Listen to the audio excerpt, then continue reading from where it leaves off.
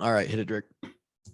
All right, and we're back. This is the Washington Walk-Ons podcast, and today is a really cool one for us because we get to talk to a guy that we really did not expect to get to talk to for quite a while. Former Iowa running back, 9-year NFL vet, if my math is correct. I think that should earn you, on top of a very nice pension, a Purple Heart, because playing running back in the NFL is damn near a death sentence. Coach Ladell Betts is here on the podcast, and I'm hyped to finally meet you, Coach, and have a great conversation, talk about the Hawks, and see where we're headed. It's great to have you. Appreciate you guys having me on. You, Coach, you're really diving in. You're just really playing into the coaching lifestyle here. Unfortunately, we missed you. We graduated in 2017. You came into the program in 2021. Is that correct? No. Oh, yes. As a coach. Yes, correct. Right. Yeah. 20 years after you played. That's pretty cool. Correct. It was exactly two decades, right? Your last year was 2001. Yes. December of 2001, I graduated from University of Iowa. Yep. Yeah. And you're deciding to spend the 6 o'clock hour with us on a Sunday night. You guys really don't leave that place. It's you guys are nuts. We don't, man. I tell you what, free time is hard to come by these days, but you know that when you sign up for the job. So we do it. We love what we do. You have to love what you do past love. Like, the love isn't even a strong enough word for what football coaches have to feel about the game and their programs, because like it's asinine the amount of hours you put in during a football year. Absolutely. I mean, you have to have a passion for it. It's not something that you can get into it can't be monetary reasons. It can't be to stroke your own ego. It has to be you have a passion for coaching, because as you guys have just stated, you're just going to put an absorbent amount of time in, unfortunately, away from your family sometimes. I'm spending more time around other people's kids than I am my own sometimes. So that's something you have to deal with. And that's something that if you have a wife, which I do, they have to have a strong support of it too, because it definitely takes the wife to hold down the fort when I'm gone. I was just gonna say, I was gonna ask if you had a family and kids, because man, I swear it was like I almost felt bad as a player taking that time away from. Well, actually, I threw on this shirt. I don't know if you're a fan of Coach Wallace, but this is Goat Wallace right here. Yeah, Coach Wallace is my guy. He's everybody's guy. He's a hell of a time. It is just wild the amount of time that you guys spend, and I think it's something that really goes sort of underappreciated by a lot of the public. Specifically, some of the, you could call out Brian just because he's taken a lot of the heat recently, but like these fans or these people that follow Division I programs start to get real chirpy, and they don't understand that this is more than a game to the guys on the inside. It's life. And we respect the hell out of you for doing it. And obviously doing it in the black and gold is super special. So it is unfortunate. I wish we would have got to play for you or be around you. But we're excited to learn about you tonight. You are the only 4-time leading rusher 4 years in a row for the University of Iowa. You're 43 years old. You find your way back to the University of Iowa after coaching like 4 or 5 years in high school, maybe 7 years in high school. 9 years in high school. So, yep. So you got into coaching immediately after your NFL career. I did.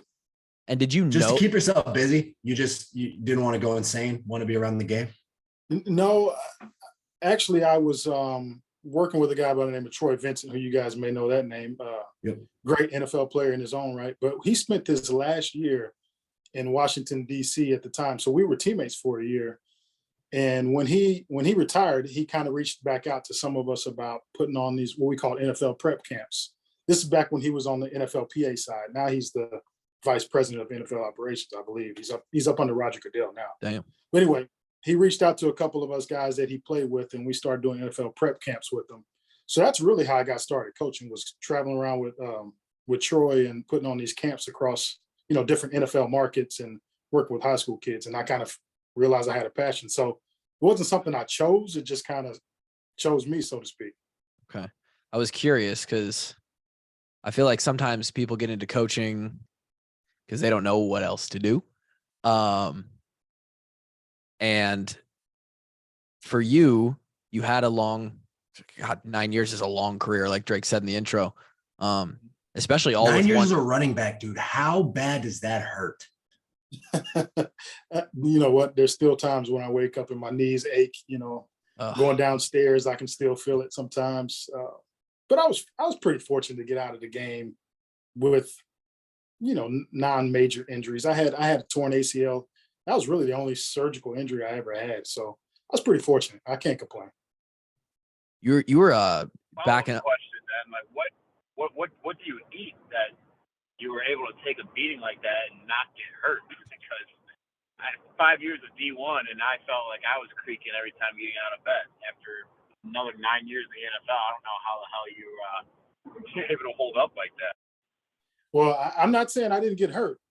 I got hurt plenty of times, ankle injuries, wrist. I mean, I've broken fingers. I've fractured my forearm. I've had plenty of injuries. I just never had any like major injuries other than my ACL. So most of the injuries I had were things that could heal in, 2-3 weeks, 4 weeks, or, something at the most. So that's why I say I was fortunate. I never came out with, back surgery or neck surgery or all these multiple knee surgeries, all these things that you hear about some guys have to go through. I didn't really have to deal with that. I just dealt with a bunch of like the common injuries, which, like you said, I do wake up in the morning and things are creaking and aching, but I just never had the major surgeries. I think you may be genetically tougher than some humans too. I read that you played your entire senior season with a broken hand in high school. And I did. I played. And you still scored 32 touchdowns and rushed for 2K. That is correct. You're a savage, my man. That is. I was lucky again. The doctor, because of where it was broken or where my hand was fractured at, I was able to play with a cast. So once I got that cleared, now Mom wasn't a big fan of it, but I wasn't going to miss my senior year. So I went out there. You were clubbing people with that thing, huh? I used to have to get it inspected before the game. The referees come up and check it because they had it all padded up, and it used to be like this big club and they'd want to check it. I went back there and caught kickoffs with it. You returned kicks with the cast? Oh, yes, and God. it was on my right hand, so it was my dominant hand. Oh my! You were just catching it one-handed, huh? Just sucking it into the bread basket. I was just kind of cradling it. Yeah. Elbows in, just like out there before team walk. Elbows in, right there. Yes, sir. Yes, sir. You got to return kicks in the NFL too, and you got to play with Clinton Portis. I'm pretty interested to hear like how he was a special guy, kind of like he was really good. Are there any other guys, him, maybe some other dudes you played with in Washington that really stick out as guys that were just like dudes that you remember to this day? You're just like, damn, that guy was special. Well, there was a few, and as I'm thinking off the top of my head, I wasn't even really prepared for that question, but most of them seem to come from the Miami. Clinton, you bring up Clinton. Clinton Portis was a heck of an athlete. I mean, heck of a running back. We played together for 5 or 6 years, and I can tell you right now, he probably couldn't go down in the weight room and throw up 225 more than a couple times. But you put him on a football field, I mean, he was a tough, hard-nosed dude. I can't think of too many guys that could block better than him either as pass blockers. So, that's important. Yeah, yes, it was. Clinton was a tough guy. Then I think of Sean Taylor, who unfortunately his life was taken a little too soon. But I tell people all the time when they ask me who's the best like athlete that I ever personally played with, I'd have to say Sean Taylor. That's when I say like played with, like shared a locker room with. He was unbelievable. He could have played offense, defense, running back, receiver, safety. He could have played whatever you wanted to play. He was just that gifted. Yeah, I didn't even think about that one. Getting to play with Sean Taylor is pretty freaking cool, man, because there's a lot of people who just wish they could have a conversation with that guy one time. You at least get to take that with you. That's pretty sweet. Yeah, he's an icon. I mean, he's a football icon. Yeah, Sean used to actually. We lived probably, I don't know, 2-3 miles, maybe 5 miles at the most from the facility that we played at or practiced at. And Sean would either run to work or ride his bike. And I'm talking about in the heat, the cold. So you're driving your car to work and you see somebody run down the street, and it was Sean Taylor. He was that dedicated and that committed. He would run 4 or 5 miles to the facility just to go to the facility. Yes. spend a day as an NFL football player, and then walk or run home. Yep. And then I'll take it even another step. If it was hot outside, Sean would put on a sweatshirt and sweatpants under his gear. So he'd have his shoulder pads on with a sweatshirt on, like with a hoodie, because he wanted to make everything the most extreme. And if it was cold outside, which it gets very cold in DC in November, December, Yeah. we'd all have the sweatshirts and stuff on because we're freezing. Sean would come out there with no sleeves and no sweats on because he wanted to feel as cold as possible. And this is how he went about his work. So he would run to work and then put himself in the most extreme conditions during practice to practice. That's pretty cool. Yeah, that was Sean Taylor. those are special. those are fun stories, but you think about it, and then we just said he's an icon, and you realize like, oh, like some people are different, and that's the kind of shit on a daily basis that you see from guys that are not just great but legends. And Yes. man, that's crazy. And it makes me think of a lot of, I think there's a separation, not that I ever got to see it or experience it. I don't know how much you even know about our show. We're pretty self-deprecating here with the washed up walk-ons. We didn't get to the next level around here. But I do know in professional sports that there's a significant gap between guys who make it and kind of fool around with the opportunity and guys who really buy into being a professional.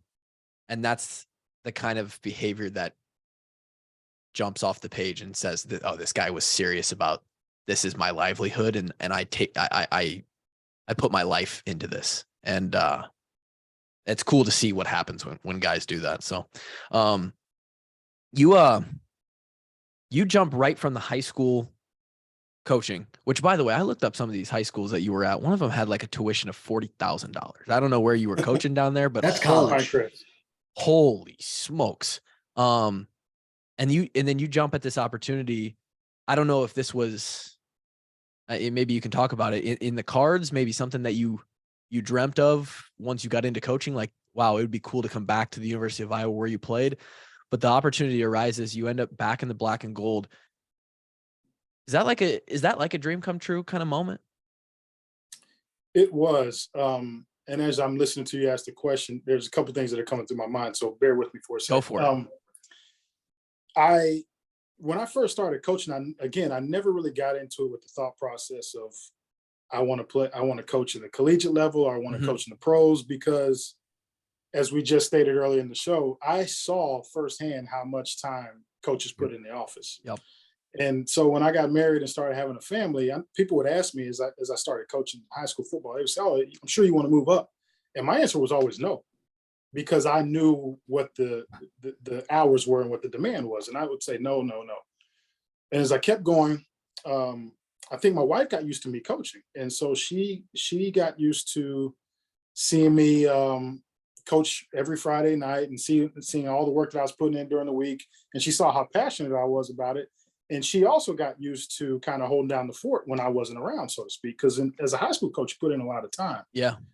And one day she just kind of came to me and she was like, "Listen, I think you'd be really good at it if you ever wanted to move up. I don't want you to not pursue it because of me or the kids." And so wow, that's really how it all came about. Once she kind of gave me the green light, I was like, okay, you know what that means, right? And so she's a lo and legend. behold, She is a legend for that, by the way.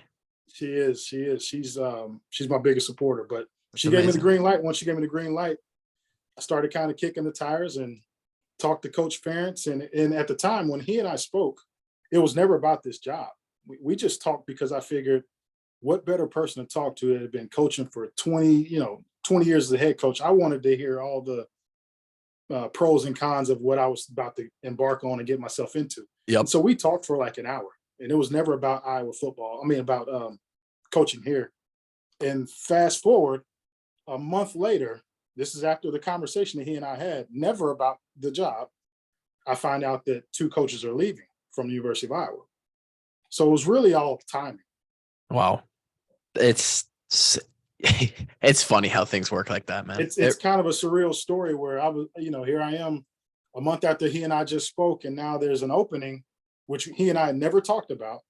And so I went through the process like everybody else and submitted an application, and here I am. The first thing that jumps out to me about that little story is the fact that you can hop on the phone with Coach Ferentz and have a conversation, and none of it is about coaching at Iowa. Like Never. it's just so, that man is so, I don't have to explain to you, but we repeat it to the listeners so often on this show that he is just different and special. And with every single player that he has ever had in his program, he could jump on the phone and talk for an hour with them, not about football, just about life. And Right. he wouldn't run out of things to say and ways to have conversations with all of the different kinds of players that he's had come from all these different types of places across the country.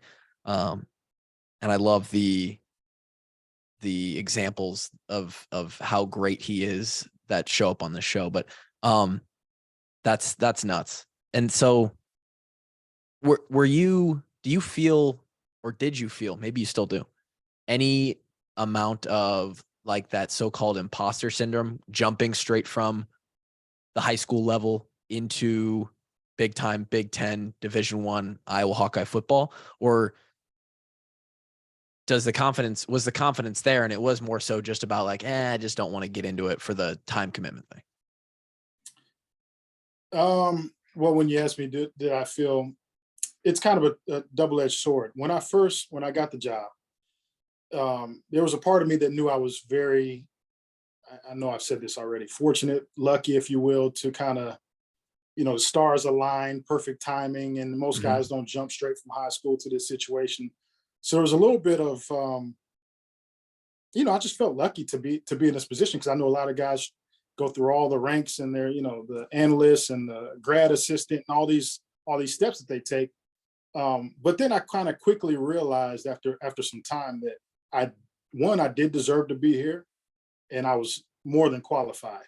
Because there was if I'm just being honest, there was a moment after I got the job, I was like, am I really qualified for this? And then when I started doing, I was like, oh, I'm 100% qualified. You remember that you're a 9-year NFL vet. Yeah, I was about to say, Coach Exactly. Betts, you played 9 years in the National Football League at the position you're coaching in college. And like, for 4 years, I played for one of the biggest dickheads of all time that knew absolutely nothing about how to play running back or fullback.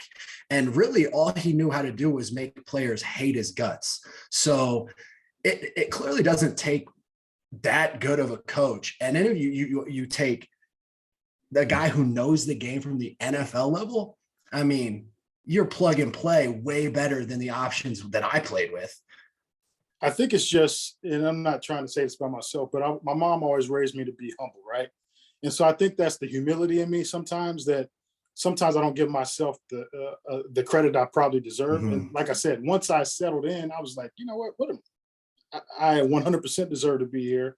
My qualifications are just different from other people, but I'm probably overqualified for what. Yeah, way overqualified, way drastically overqualified. Yeah. And I think that humble part that you mentioned from your mom is something that a lot of high performers, Division I NFL pro athletes probably experience when they're asked to talk about themselves. Like I'm sure there's even a little bit of an uncomfortability of answering questions about yourself right now that we're asking you, because guys like you, I'd like to think guys like us, but we're pretty average, just kind of not that like cool like you.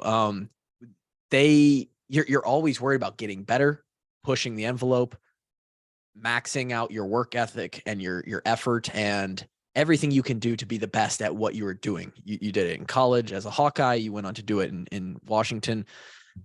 And then you were doing it at the high school level as a high school coach. And so then to sit there and have to like really have really check in with yourself and have confidence about like, okay, there is a little bit of like self-importance here and self-belief in what I can do for this position.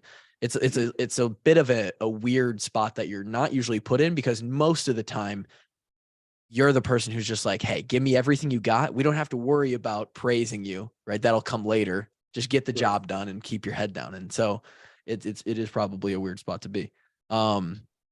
It's awesome. And you came in at the same time. You mentioned there was 2 job openings, and that was the same time that Barnett came in. Yeah. Correct. So what was it like integrating with, because again, major difference in the high school level to the college level. What was it like integrating not only with players, but now like, you're kind of back in like third grade. I have to make new friends here with the coaching staff and was that a challenge or with how fast paced I know that environment is inside the complex, does it just kind of mesh? And it's just like when you came in freshman year as a player, you're like, well, I'm spending 14 hours with these guys. We're going to become friends pretty fast. Right. Well, I couldn't have asked for a better situation to make the jump, first of all, because one, I'm back at my alma mater, like we just stated. And then two, the guys in the building, when you say make new friends, you got to remember, I'm friends with these guys. Friends with Coach Woods for sure. You're right. So you have Coach Woods, you have Coach Kelvin Bell, who KB. Coach Bell and I didn't know each other extensively because I was older than him, but I knew of KB, so it was, and then Brian, again, I didn't know Brian well, but I knew of Brian. Right. And then you had Coach Parker, who's been here since 1999, and O'Keefe was here. O'Keefe was my coordinator. And it's Coach just Ferentz, a family reunion, really. There you go. You're right. I kind of forgot. So there was a that. lot of familiar faces before I even, started the job. Yeah. I forgot about that. It's not like I walked into another school where I didn't know anyone. That's also cool as hell. You walk into a Division I program, you get to coach with your homies. It doesn't get better than that. I was just going to say, was Coach Woods the same guy that he is now back in 2001? Well, there's certain aspects of them that are the same. We're all the same a little bit, but then we all evolve too. We're adults and more mature and things of that nature. But yes, he's still the same guy.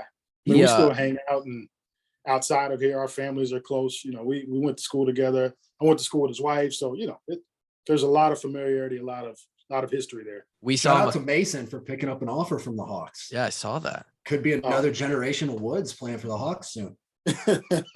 Mason was killing it out there. Was he? Oh yeah, we saw him down in Lindenwood. He performed down there, and he did a heck of a job. And then he came here and did the same thing. So it was bound to happen. I mean, you just watch him perform, he's a guy. It's pretty cool for us because go Kev. Say that again, Kev. I was gonna say, what position you guys got him playing? You think? I mean, he's just a good athlete. I think he's been messing around with tight end and quarterback, right? What do you see him as? Well, he's camped most of the times I've ever seen him as a tight end. Yeah. But he's such a good athlete. You get him in the system and you figure it out. But right now I'd say tight end, maybe even an outside backer, who knows, but I don't make that call. Right now he's been performing as a tight end. It's really cool for us because we came in 2013 was our first year. So he was 8 years old. And he was he was running 6 years old, dude. He's still 16 or 17. Is he only a sophomore? Yeah, he's like a sophomore. Oh shit! So he was 6 years old. He'll be a junior this year. Come on, unreal. His Whitney was actually an infant when we came into the. Yeah. So you guys saw the full evolution. The whole evolution. Oh yeah. It's crazy to see, and we knew, right? Because you just look at Coach Woods and he's a specimen, and you're just like, Mason's gonna grow up to be like an absolute savage, and then 10 years later, here we are. Right. It'll be really fun to see, who knows if he ends up in the black and gold or not. But we did see Coach Woods at a wedding a couple of weeks ago, and we told him that when he eventually is the head coach for the Hawkeyes, that our show is, we basically laid it down that we are going to have full access to the building. So I just want to let you know that if you're still on the staff at that point, that we will be walking around. You will see a lot more of us. Okay. You just threw a whole lot out there, but I'm with you. Well, yeah, that's sort of our show. I mean, we're keeping it pretty mild right now. How, Coach, I want to flash it back to when you first came to Iowa City to join the Hawks back in the late '90s. Kind of describe the transformation from KF's first year going 1-11 or 1-10 or whatever it was to your senior year. You guys finally make it to a bowl game.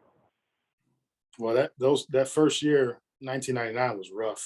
I mean, I think we won one game. Well, not I think. I know we only won one game. So that was a rough year. And then going into the second year, we won 3 games. But I'll tell you something that sticks out to me while you bring that time up. One of the things that sticks out to me from that time period was going into my senior year, we had just won 3 games the year before. So a total of 4 games the first 2 years of Coach Ferentz tenure. And I remember we didn't have a shoe deal or like an apparel deal. We used to be Reebok when I first got here. And then this is before we transitioned to Nike. So going into our senior year, I remember Coach Ferentz kind of talked to us on the leadership committee and asked us what we wanted to do. And of course, we were like, hey, we want Nike. You know, who like at that time, who didn't want Nike? But whatever the deal was, and we weren't privy to the details, it didn't sound like it was a fair deal or a high deal, so to speak, or a quality deal for us. So Coach Ferentz, and I'll never forget this, he bet on us. So whatever he saw in us, and it just kind of reminds me of who he is today, whatever he saw in us back then, he knew we were going to be good before we knew, because we'd only won 4 games in 2 years. But he knew if we took that deal, they were going to give us not so great of a deal. But he held out because he knew we were going to win. And I'll never forget that, because it was kind of like, I don't want to use the word embarrassing, but we were just kind of confused. Like, why would we not have an apparel deal? So my senior year, we played without an apparel deal. We went out there with, I think we just purchased our own Nikes. I don't know what they did for us, but went out there and That's got wild. to the Alamo. Yeah, went out there to the Alamo Bowl, finished the year, had a good year, and the rest is history. We've been Nike ever since. But I'll never forget, Coach Ferentz bet on us, bet on the players. It was like, we're not signing a deal. That's awesome. Yeah. Yeah. And that's who he is to this day. Awesome. Even when people can't see things, he's been around long enough. He can see it. He believes in his players. That's Yeah, badass. and I just love how he bet on you guys, and it would have been your class. You know, you were young guys that first '99 season, and then you guys finally your senior season get to go to a bowl game, and you set the tee basically for the rest of KF's tenure, because next year 2002 they have a great year, and they go on a really good stretch, and basically the rest is history in the KF tenure. Yep. I love that he bet on you guys just to come through for him and for yourselves, honestly. Yeah, he did. He called a shot. What's the dynamic like now that you going from being a player for him to being one of his coaches? What's the same about KF and what's different playing for him and coaching for him? Well, the same about him, I would say he still has the same resolve and same conviction I just described in terms of his belief in the team, his belief in the players, his belief in you know, the fundamentals about how we go about our business. Like, that hasn't changed at all. The hair color may have changed over the years. But He's gotten a little gray. he has, and I showed him a picture. I think this when I first took the job, I had a picture still on my phone of he and me, Coach Ferentz, and Khalil Hill at our senior banquet. And you know, he had a head full of dark hair. So I showed him that picture one day.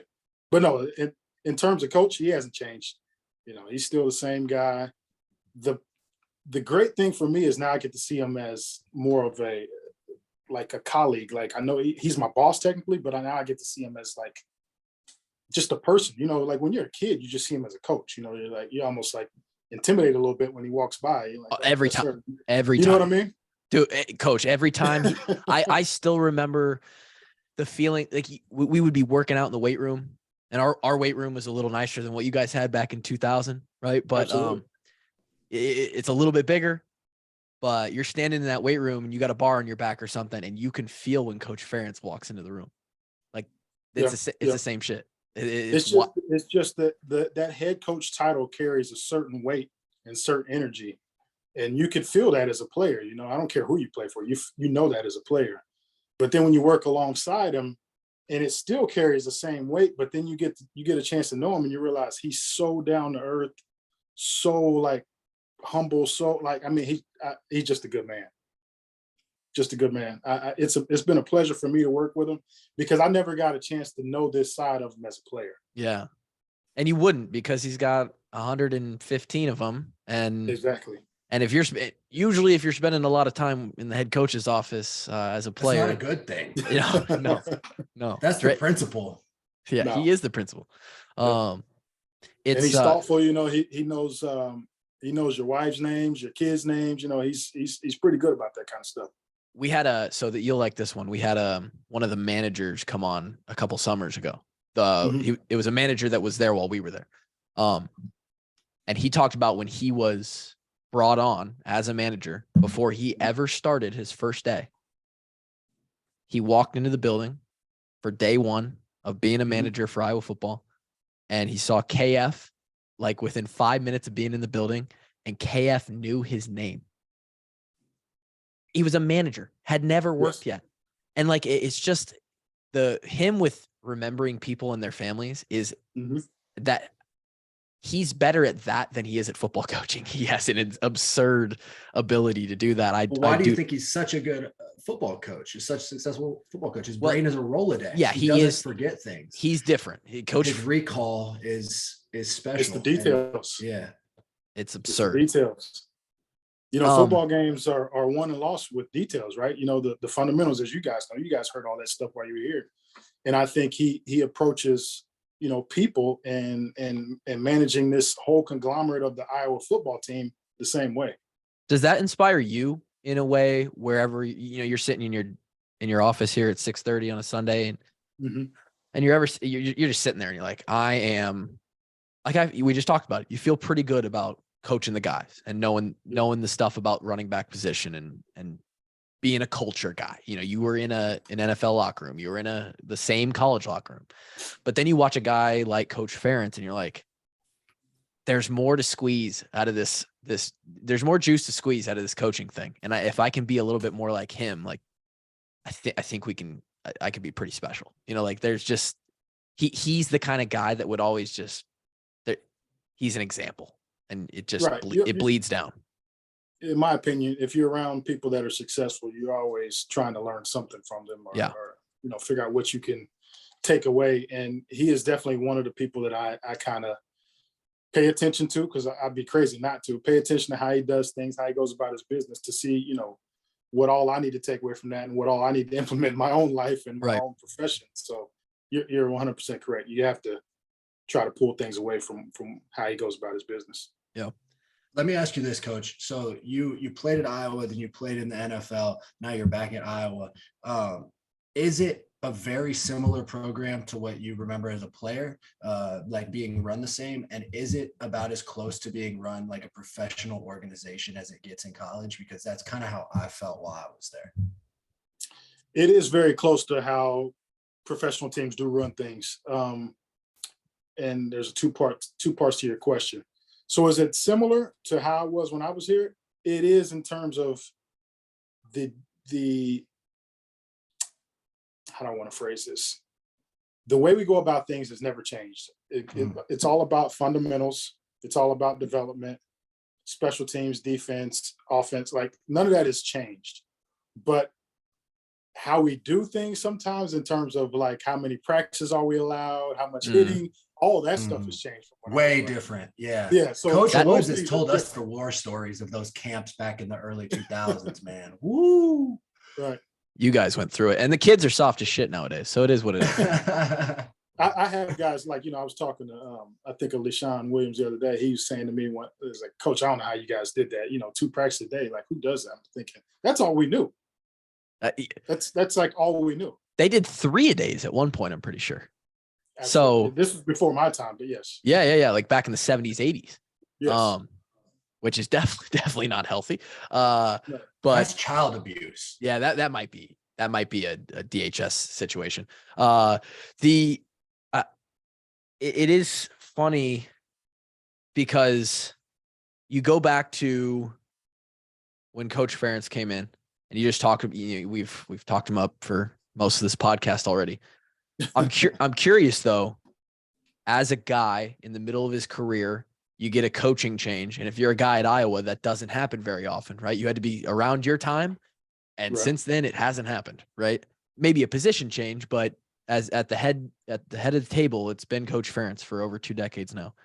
Mm-hmm. Do you remember what you and your teammates, your buddies back then were thinking, where your headspace was at? Like, are we going to like this new guy? What's this going to like? Do you remember any of those conversations that you guys had as there was a transition from Hayden to Kirk? I just remember there was just a lot of confusion, a lot of uncertainty. I think we all kind of knew that Coach Fry was eventually going to retire at some point. We didn't know it was going to be while we were playing. and we didn't know who the next head coach was going to be. As I'm thinking back to that time, I remember there was talks of Stoops coming, and that was a name that people knew because I think he was coming from Florida, right? If I remember correctly. Yeah, I mean, he was DC of Florida, right, and then he just has the history back from being an assistant in the '80s. So there was talks of that, and then all of a sudden we started hearing about a coach named Ferentz, who we weren't familiar with. Yeah. And so we didn't know who he was. We didn't know anything about him. But then we started learning, he was here back in the early, in the 80s when Coach Fry was here beginning. And so that was really all we knew. So it was just a lot of confusion, a lot of uncertainty, and to some of your points of like, are we going to like it? Are we going to like him? Is he going to like us? Do we fit what he wants? It's just a lot of uncertainty. That's the best I can put it. It's just an uncertain time. And was that really just a day-by-day process of like, hey, you're new, we're not very good right now, we got to figure this shit out? It was, and from a player perspective, we didn't realize, now I'm older and I have a chance to kind of look back and see it from a 43-year-old lens. But at the time, we didn't realize how much stuff we had to clean up. We didn't realize how bad we were. Really. You didn't know what you didn't know. We didn't know, because the year before we won, I think, 3 games my redshirt freshman year. That was the last year of Coach Fry's tenure. Yep. We won 3 games, but we were very young. So I think in our minds, we thought, we're just young. Next year is going to be, better. And then all of a sudden, Coach Ferentz comes, and he saw that there was a ton of stuff we had to clean up, whether it was culture, whether it was players, attitudes. It was just a lot of stuff he had to clean up. I can hear him now. We just didn't know it.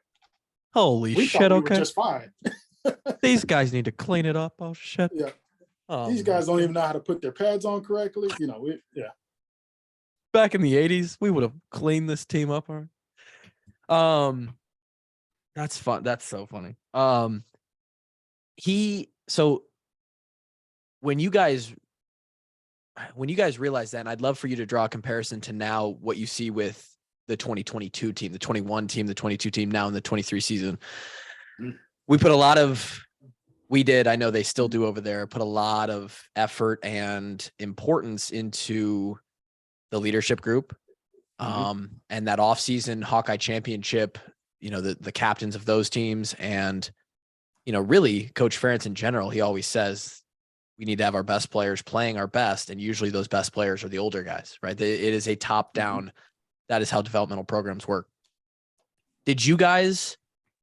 Was the spark of you guys cleaning all that stuff up that you just talked about back when you played the older guys? Was it a top down thing, or was it sort of just everybody kind of figured it out at the same time? And did you have a moment where you realized, wow, the seniors, the older guys on this 2000 team, this 2001 team are really, as a group, different than what we've had the past few years? And do you see a similar thing now as a coach with the older guys on the team really leading from the front?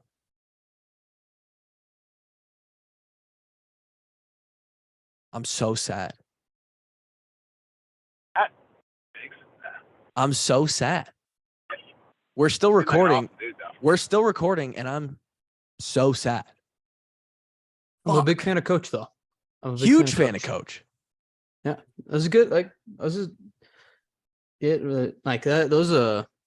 Those stories about Sean Taylor are awesome. That was really funny. Those are kind of like goosebump inducing. Man, one reason I'm sad is because I now have to go in and edit all of those weird parts. I got timestamps and stuff. So. Okay. But the more reason I'm sad is because he was actually in a fantastic interview, and we were about to get to the good stuff about this year's team and all that shit. And I wish that the listeners who are still here with us, bless your souls, got to hear that. So maybe we'll get a chance to get him back on for another 20 minutes. I'll be honest, I'm a little devastated right now. Kevin, you have any thoughts about Coach? I don't know if you and Drake remember this, but he talked about how, back when KF came in, there was a bunch of stuff to clean up. Do you remember when Coach Doyle told the story about how basically said the same thing? It's like, we came into a culture that was an absolute fucking mess. And he'd go on stories like, guys not showing up. And he's like, oh, where's so-and-so? oh, he's taped to a stability ball in the front door or something like that. Do you remember that? Yeah. So yeah, I do remember that, Kev. That's funny that you bring that up. I think that what he was describing there was, and I kind of alluded to it, was you don't know what you don't know. And I think that's a really, it's a concept that in life, just in general, oftentimes gets taken care of by experience, by age. You grow up, you get wisdom, and you come into a life and experiences that sort of open your eyes to like, oh, I didn't even understand that this emotion or capability within myself existed until I was put in a position where it had to be brought to the forefront or something like that. I believe that what he was we didn't know that Asian guys and right. that they literally couldn't get out of a punch pool. It was not a good team culture. Yeah, I think what your story kind of reminds me of, Kevin, is like if you think about like 90s and 2000s football movies, right? Like that, like Hollywood, like it's almost similar to when we talk about Niall Kinnick. And I know that triggers some people with the conversations we've had about Niall before.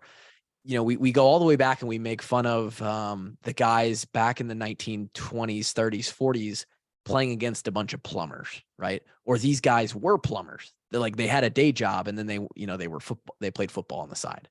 And then I think you took a step forward in the game as a whole of like, okay, somewhere around probably the 60s and 70s, it turned into more of like okay, this is legitimate. Like we're spending legitimate time on this. And then I think it probably took another step forward right around that time, not only just in the Iowa football program, but like football as a whole of like, we've crossed into the 2000s and it's like, this is big time now, right? This is the Catholics versus the convicts. Like we've got these guys, this is their life. And now I even think with NIL and the transfer portal right around the turn of the decade here in 2020, going into the 2020s, I think we've elevated another level of like closer and closer and closer from amateurism to professionalism in the sport of college football.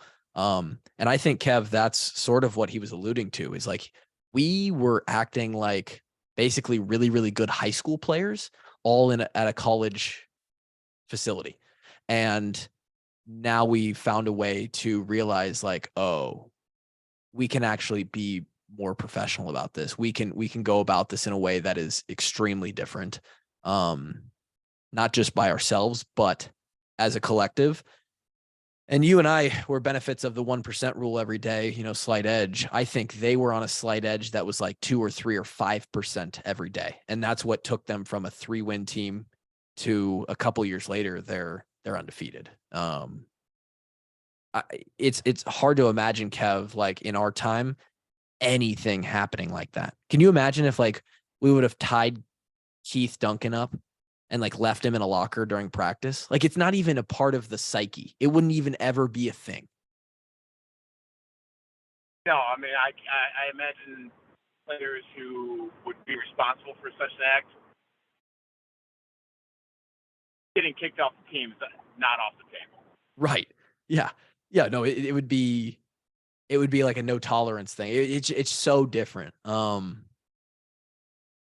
it's, I don't know if it's interesting because who knows if Coach Fry stays around. Like Coach Fry's a legend, and I start to think a little bit about Coach Ferentz coming to the end of his time, and it's like, well, is there something behind? Is there something that like because Coach Ferentz is the way he is and he runs the program the way he is there something untapped for the program that maybe could be better? It's really hard to think that there is. And obviously we're pretty biased towards Coach Ferentz and his capabilities. And we just heard Coach Betts talk about how amazing of a coach and a man KF is. But it is weird how sometimes like it just takes somebody new, a fresh set of eyes, a fresh set of standards and rules to realize like, oh, we can elevate. It's an interesting conversation. I am absolutely fucking devastated that we didn't get the back 20 minutes of that conversation. Hopefully what I was able to do on the back end of this, both on the audio and video versions, was somewhat salvaging of the quality of this podcast. And once again, we'll try and have him back on in the future. It blows my mind that the Wi-Fi at the complex would go out when nobody's there using it at a time where we need it most. So we didn't even get G-Bone to ask his question. I'm sure you had great questions, Grant. I'm so sad. Cav, appreciate you calling in for this one. And G-Bone, you being here as always. That's it. That's all I got. Thank you guys. We'll see you next time. Till then, peace.